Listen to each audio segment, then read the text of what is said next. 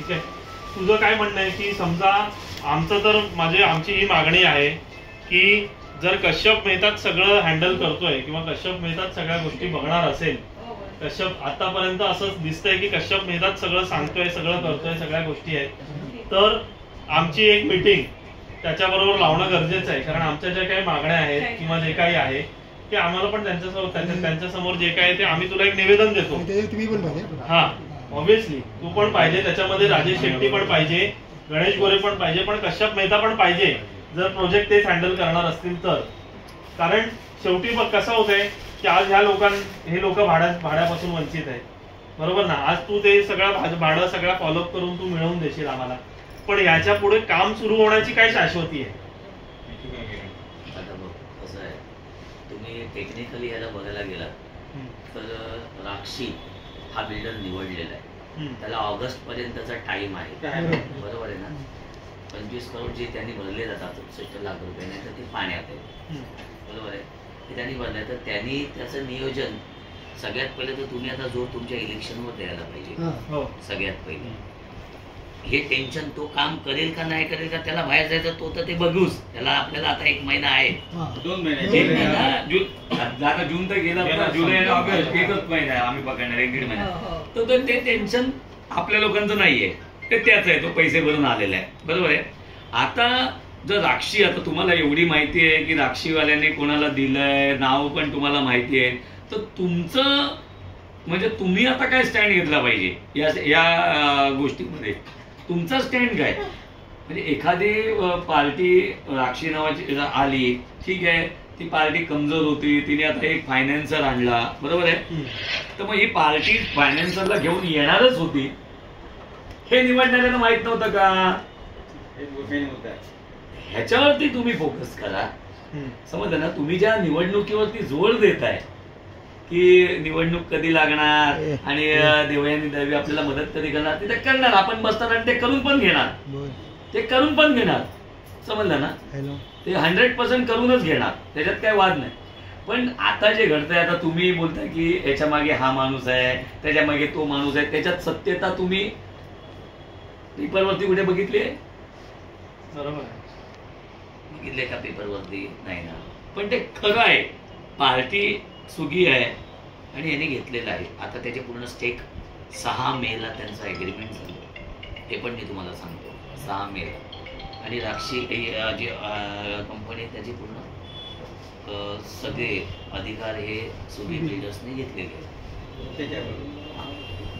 आता म्हणजे तुम्ही काय करताय मलाच नाही समजत आहे की मी तुम्हाला कोणत्या प्रकारची मदत करू. म्हणजे आता राक्षीवाला विकणाऱ्या तुमचा एक जोर होता की इलेक्शनवर, पण तुमचा आता तुम्ही पण समजायला पाहिजे ना की बाबा इलेक्शन आहे, तुम्ही बोलताय उद्या की इलेक्शन आहे, बरोबर आहे. इलेक्शन आहे तर इलेक्शनला तुम्ही सामोरं राहण्याची तुमची तयारी काय आहे? देवयानी दळवीला आपण उद्या सांगू, पण तुम्ही लोकांमध्ये हा मेसेज दिला का की राक्षीवाल्याने विकलं, पण राक्षीवाला कॅपेबल नव्हतं हे यांना माहित नव्हतं का? मग अशी माणसं का आणली, का आमचे 2 वर्ष घालवले, हे का नाही बोलत आहे तुम्ही लोक? हे का नाही बोलत आहे तुम्ही लोक? ओपन केलं पाहिजे, पोचला कुठे हे आपण कोणाला लोकांनी कशाबद्दल निवडून द्यायचं, काय असं केलं का? व्हिडिओ काढतो, बरोबर आहे. लोकांना माहिती पडेल पराग बोललेले आहे आणि 3 वर्ष जे फुकट घालवले ना, यांच्याकडे जे कॅपेबल नाही, ही कमिटी फक्त लायझनिंग करायला आलेली आहे की काय? म्हणजे अडवाणीकडून संचयनकडून जैन परत नंदीवर्धन आणतोय, परत तो अजून आणतोय, राक्षी आणतोय, आता परत तुम्ही परत पुढे अजून कोणाला 10 जणांना विकायला, फक्त ही लोक काय विकायला बसलेली. हे आम्ही मेसेजही टाकून दिला आणि परागने त्या दिवशी बोललाय मीटिंगमध्ये. म्हणजे नाही, आता कसं असतं बघ, लक्षात ठेव, तुम्ही आता बघ टेक्निकली गोष्टी तुला माहिती आहे, तू एखादा पेपर वाचून सांगू शकतो. आता मी याच्यातल्या त्या प्रकारच्या आईलाच देतोय वाचून सांगा, समजणार आहे, तू समजून घ्या तुम्ही माझी गोष्ट. मी फक्त त्यांना सांगितलं ना तुमचं तर काम चालू होणार होतं, त्यांनी वाट नाही बोली हो, तेच डोक्यात घेऊन जाणार आहे. काय बोलताय यार, तुम्ही काय बोलताय? तुम्ही लोक ह्या पहिल्या गोष्टी झाला की ही दलाली झालीच होती ना, ठीक आहे. भले भली मोठी पार्टी आणली, मग ही पार्टी आणणारच होते ना तुम्ही, आता ते तर आम्ही जोर लावल्याने एजीएम केली आमची, त्याच्यानंतर ते तुमच्या एजीएम मुळे ते आलं इथपर्यंत. तुमच्या एजीएम बघ कसं असतं, माणसाच्या 100 चांगल्या गोष्टी विसरू शकतात, एक वाईट गोष्ट लोक लक्षात ठेवतात. आणि तुमच्या घराचा प्रश्न मग पहिलं तुम्ही ती पण तयारी करा ना. चल मी तर तुम्ही बोलला ना, मी शब्द देतो ओढ्यांमध्ये मी अपात्रांना पण काढून देणार भाडं, आणि ज्या तुम्ही अवय योजनेत आले त्यांना पण काढून देणार भाडं. हा शब्द आहे माझा, रेकॉर्डिंग करून ठेवू. तिथं होणार. पण कसं आहे, तुम्ही आता सगळ्या उद्या इलेक्शनला सामोरे तुमची तयारी काय? लोक जमा होईना ते तू प्रॉब्लेम पहिला. लोक जमा होईना एवढं फोरम मेसेज टाकतात काय काय टाकतात, पण ती तेवढी आता ती आम्ही एवढी जमा आहे ना 100-200 तेवढीच म्हणायची. बाकी लोक तसं नाहीये. जमा मी सांगलो कसं आहे शेखरच्या असं होतं की आपण जेव्हा एखाद्या गोष्टीला जातो तर चांगलं करत असताना आहे ना त्याला समजावायला लागतं 10 वेळा. नाही आता मेसेज, आता हे तुमचा ग्रुप कसा झाला, मेसेजवरनं तयार झाला, बरोबर आहे की नाही? मेसेजवरनं तयार झाला की नाही ग्रुप. पहिले 4 जमले, 4 से 5 झाले, 5 से 50 झाले, 50 से 100 असे झाले की नाही? आज तुम्ही लोकांनी हे जर म्हणजे काम केलंय की तुमच्यामुळे हे सगळं भाडं आलं, त्या एजंटच्या नंतरच का सुटलं भाडं द्यायला? हे प्रश्न आहेत ना, तुम्ही लोकांपर्यंत नेले पाहिजे. बाबा राक्षी आहे, राक्षी विकणार होता हे आम्हाला पहिल्याच दिवशी माहित होतं. आम्ही ह्याच्यासाठी तर लढत होतो, क्या बनवणार नाही विकणार आहे. हेच आमचे 2 वर्ष का फुकट घालवले, म्हणजे आम्ही 2 वर्ष उशिरा गेलो ना. भले आता कॅपेबल पार्टी आणली असते, पण आम्हाला हे जर आम्हाला माहित होतं तर आमचा विरोध कशाला होता, बिल्डरला होता. आणि हे सगळं कमिटीला माहित असून सुद्धा हे गोष्टी लपवलेल्या. तुम्ही लोकांना सांगा. भाडं जेव्हा मिळायला नव्हतं तेव्हा बरीचशी लोक जमा होईल, बरीचशी हप्त्याला बरीचशी लोक आपल्या एरियात जमा होईल. भाडं जे मिळालं नाही तशी लोक कमी झाली. आणि मग परत या कमिटीवाल्यांनी मग त्यांना आणि बाकीच्यांना सांगून तुम्ही इलेक्शन कसं जिंकणार? मिळालंय, आमच्यामुळे मिळालंय. त्याचेच लोकांचं गैरसमज त्याचेच देसाई पंडवणे मी भेटले मला आता. काय इलेक्शन आता होणार होतं, आता काय बिल्डर आलाय चांगला आणि ते होणार होता, लवकरच काम चालू होणार आहे. त्यांनी मेसेज फोडला. देसाई कसं आहे की बघ दादा, त्यांनी जरी सांगितलं की काम होणार आहे, काय होणार आहे काय नाही, आता सध्या आपला फोकस आहे की तू मनावर बरोबर बोलतोस की आपलं प्रायोरिटी इलेक्शन. इलेक्शनच्या साठी तयारी जर तू म्हणायची झालीस तर आम्ही सगळ्या बाजूने सगळं तयार केलेलं आहे. त्यांच्या विरोधातल्या सगळ्या गोष्टी, आतापर्यंतचा लेखाजोखा, त्यांनी काय काय कामं नाही केली, सगळं 5 वर्षात त्यांनी काय काय गोष्टी केल्या, सगळं बाहेर काढलंय. पण जोपर्यंत ते इलेक्शनचा माहोल तयार होत नाही तोपर्यंत तो बॉम्ब बाहेर काढण्यात पॉईंट नाही ना. तो जेव्हा डिक्लेअर होईल त्याच्यानंतरच तो बॉम्ब आम्ही टाकू शकतो. आता काय झालंय, मी थांबवतो.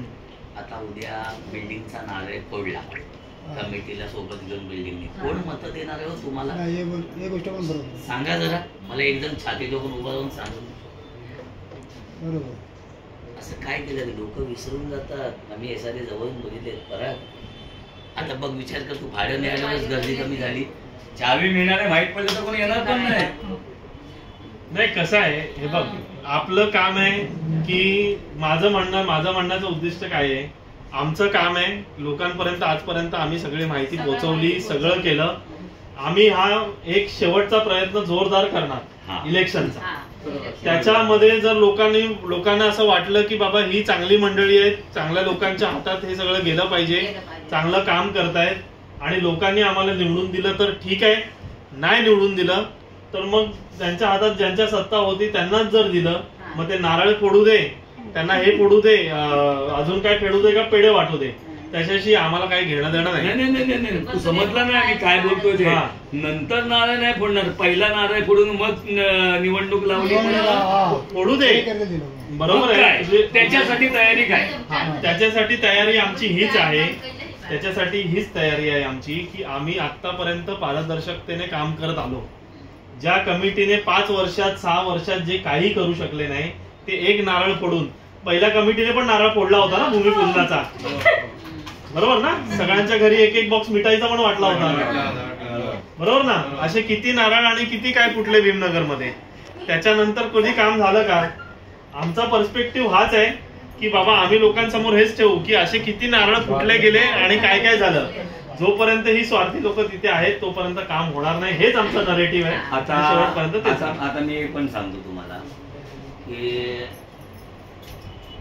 समज आता पुढच्या महिन्यामध्ये जुलैमध्ये ऑगस्टमध्ये तुमचं भाडं कधी संपतंय? ऑगस्ट बरोबर आहे. ऑगस्टमध्ये तुमचं भाडं संपतंय आणि पुढच्या महिन्यात जर तुमच्या आता चेक दिला मग आम्ही काय म्हणतो की तो जर चेक येणार असेल तर तो तुझ्या माध्यमातून येऊ दे ना. चेक तर 100%च येणार. हा मग मी काय म्हणतो तो तुझ्या माध्यमातून 100%च येणार. तू एक काम कर ना, तू तुझ्या माध्यमातून घेऊन ये. आम्ही तुला समर्थन दिलेलं आहे. तुम्ही लोक माझ्याकडे आलात, माझ्यावर विश्वास ठेवून चला मला एखादी की तू आमचं नेतृत्व कधी असं सांगितलं.